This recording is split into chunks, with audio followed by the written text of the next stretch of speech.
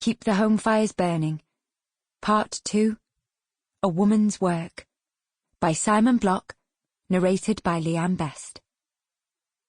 Chapter 24. Mrs. Barden. Dr. Derek Nelms, M.A., Oxon, the headmaster of Noah's boarding school, already sounded defensive, and the conversation was only 2 words in. It would not have mattered what time of day Francis telephoned.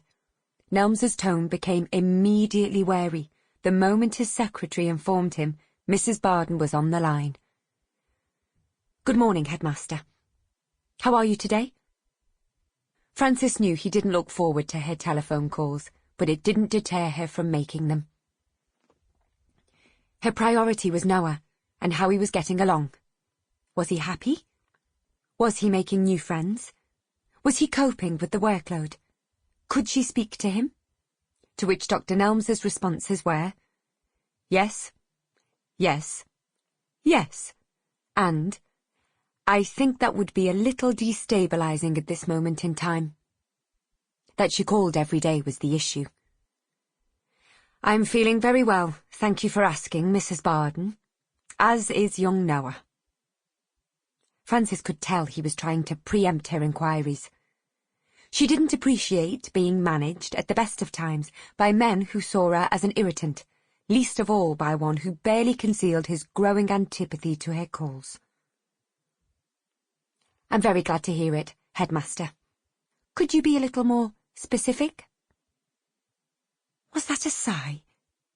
Is the man now openly sighing down the telephone at me? Is he trying to be confrontational? "How specific would you like me to be, Mrs. Barden? For example, would you like me to itemise what Noah ate at breakfast this morning, or—" Francis did not appreciate his tone. "There's really no need to be facetious, headmaster. I am simply a concerned parent telephoning to make sure the child for whom I am responsible is not unhappy. It would help us both if you would treat me with a little less annoyance and a little more respect."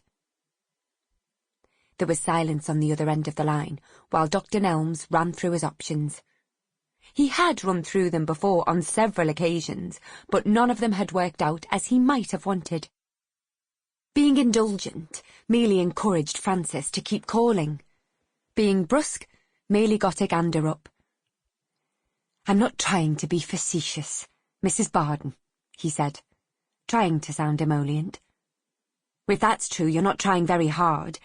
It's just that, as I have explained several times—" Sample complete. Ready to continue?